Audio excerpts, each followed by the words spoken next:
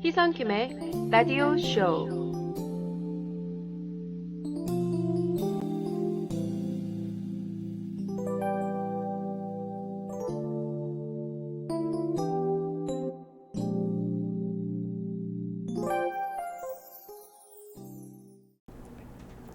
네, 희성킴의 라디오쇼 오늘 들어온 사연, 소통이 어렵다고 사연이 들어왔습니다.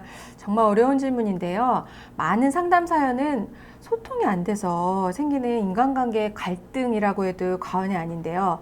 우리 박사님, 소통이 안 되는 이유는 무엇일까요? 소통의 오류는 왜 생기는 걸까요? 박사님 대답해 주시기 바랍니다. 네. 좋아하는 사람끼리 또 사랑하는 사람끼리 소통하고 싶은 마음은 정말 간절한 것 같은데 마음만큼 안 되는 게 또 소통인 것 같아요. 네. 본의 아니게 상처도 주게 되고. 그런데 이제 질문에 대한 어리석은 답변일 수도 있는데 인간은 원래 소통이 안 되게 되어 있는 존재예요. 아이고야. 네. 무슨 말이냐면은 소통을 하려면은 이제 개인과 개인이 만나야 되잖아요. 근데 소통을 영어로 하면 이제 커뮤니케이션이잖아요. 네. 근데 컴은 함께라는 뜻이고, 그래서 뮤는 나누다라는 뜻이에요.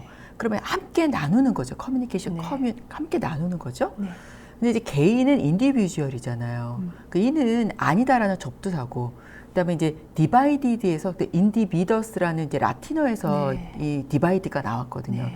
그러니까 인디비주얼은 그러니까 나눌 수 없는 전체를 나타내는 거예요.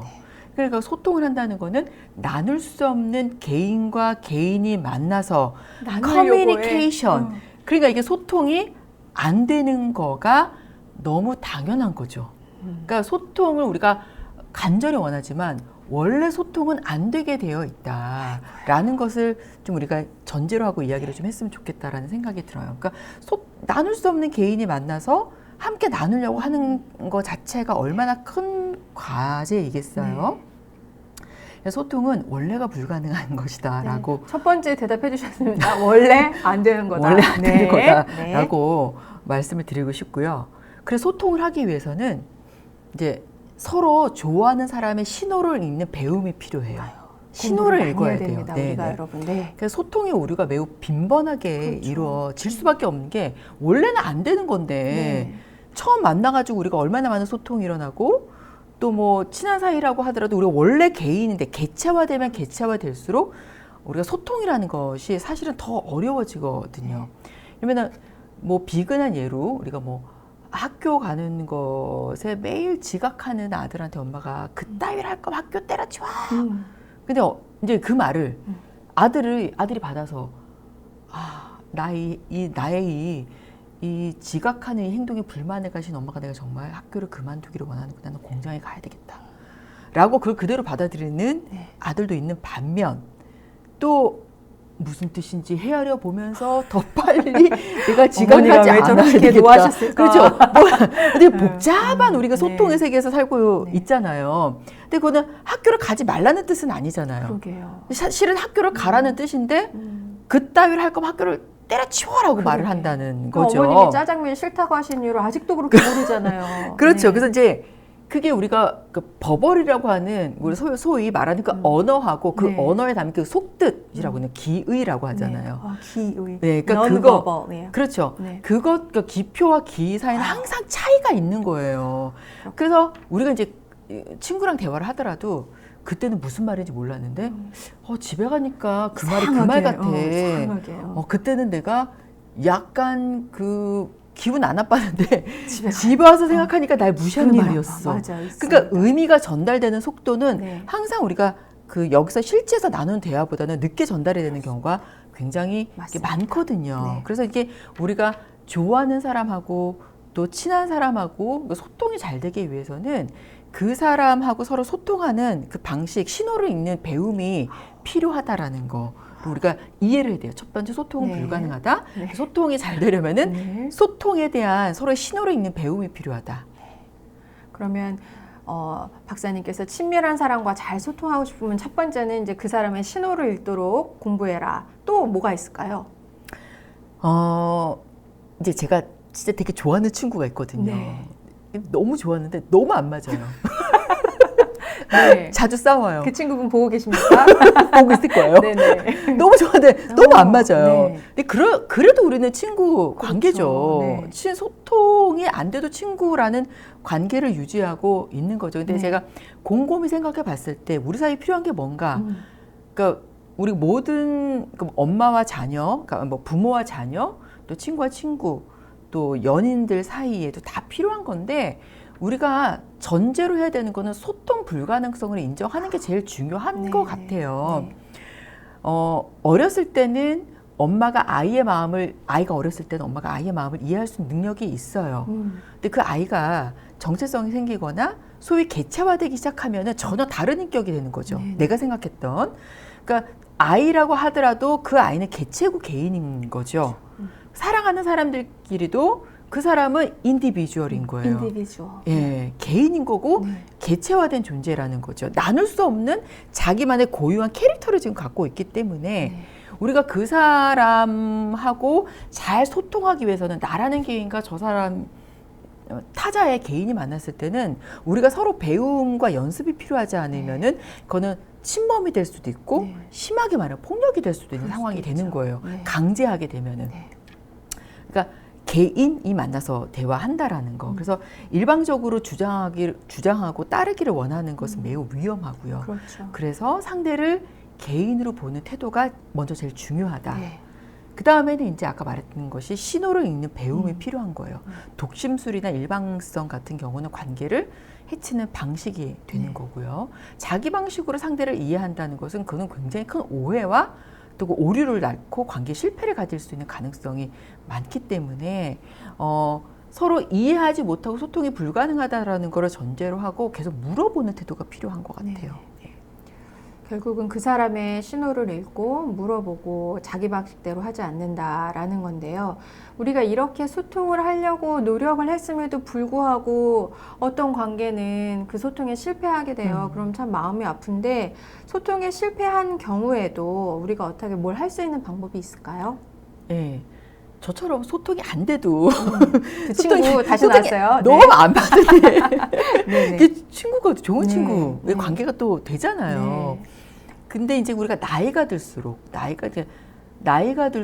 잘 배우려고 하지 않고요. 그렇지, 맞아요.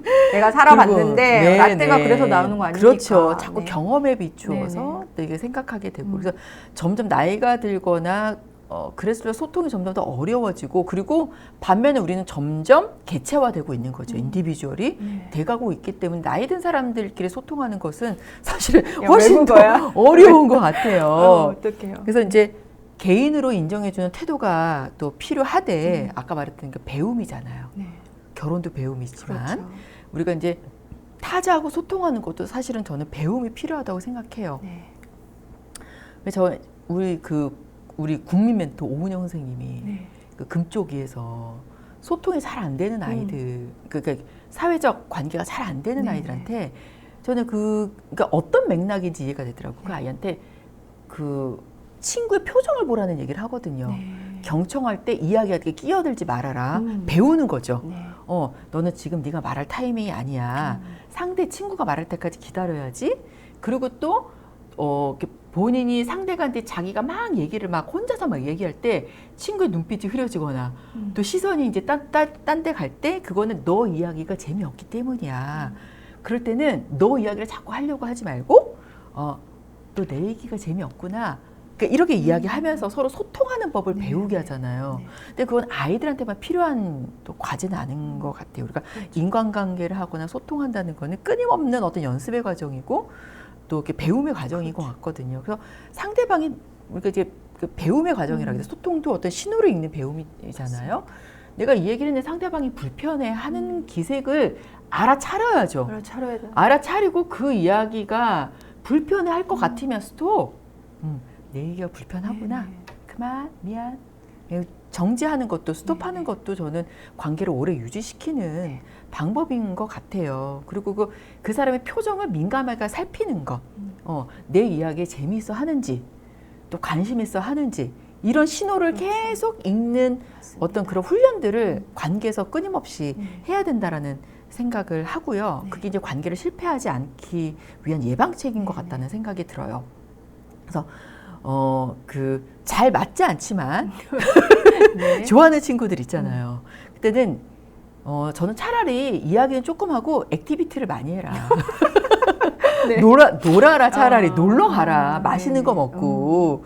그리고 이제 그러다가 이제 합의가 돼서 또 맞는 부분에서는 네네. 굉장히 또 신나게 얘기를 하지만 그래도 배울 것이 있고 돌봄이 되는 관계가 되고 또 그런 관계가 된다면 우리가 그런 느슨한 관계 또 끈끈한 관계들을 그러니까 2겹, 3겹 그런 관계들은 많을수록 좋거든요. 그러니까 쉽게 늙으면 친구 만나기도 어려워요. 그럼요. 네, 맞아요. 그러니까는 내 옆에 있는 사람들이 귀하게 귀하게 생각하고 또 그러면서 그런 관계들을 되게 2중, 3중 싸는 그런 시도들도 필요한 것 같아요. 그래서 저는 소통한다는 것이 우리가 보통 이제 언어로 소통한다라는 걸 이제 주로 많이 생각하게 되는데 네.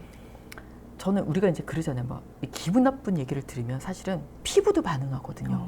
피부가 막 뭐라 그러죠? 닭살 돋아. 뭐 이런 소름 거. 끼치고 막. 소름 끼쳐. 네네네. 근데 피부에도 구멍이 있잖아요. 그쵸. 우린 피부로도 대화를 하는 거고 우리 몸에는 이 존재의 구멍, 존재. 눈구멍, 귓구멍 네. 포함해가지고 인간한테는 그렇죠. 숨구멍. 존재의 숨구멍. 네, 모든 구멍이 정말 많고 우리가 소통한다는 거는 음. 모든 존재의 구멍으로 스며든 틈으로 대화를 하는 거잖아요. 네. 그 스며든 틈 안으로 우리가 누군가 소통을 한다는 거는 타자의 흔적이 내 몸 안에 침투하는 행위예요. 맞아. 그러니까 소통한다는 것이 굉장히 어떻게 보면은 위태로운 과정인 거죠. 보통 일이 아니네요. 보통 일이 아닌 네. 거예요. 그 소통을 한다는 것은. 네. 그래서 잘 맞는 사람을 만난 것. 네. 3대가 덕을 쌓은 거죠. 네. 잘 맞는 사람을 네. 친구와 배우자로 둔 사람은 3대가 덕을 쌓은 거죠. 교연이 페미 토크입니다. 아, 네. 네. 네. 네. 그러나 이제 우리가 그만큼 우리가 소통은 굉장히 위태로운 과정이고 또 때로는 위험한 과정이고 내 전 존재가 그 사람에게 향하는 그런 과정이고 그 사람을 내 경계 너머로 받아들이는 과정이기 때문에 소통은 굉장히 그래서 되게 저는 거룩한 작업인 것 같아요. 누구와 대화를 한다는 것 자체가 굉장히 거룩한 작업인 것 같기도 해요.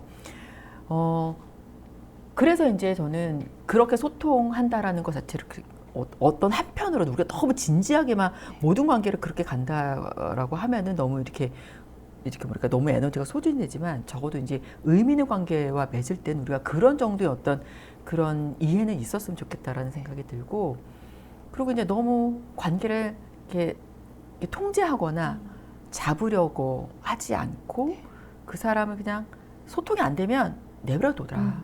특히 이제 부모 자식 관계 내버려둬라. 개체거든요.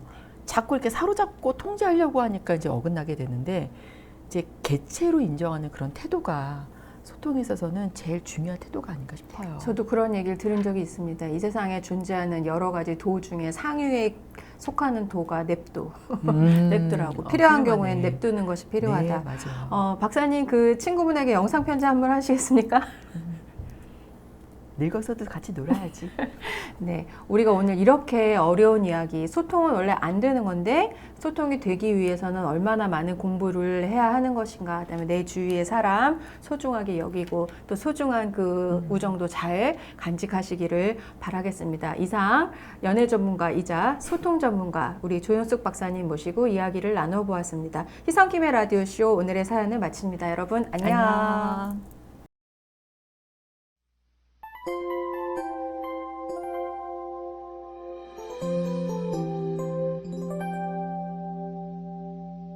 희선킴의 라디오 쇼.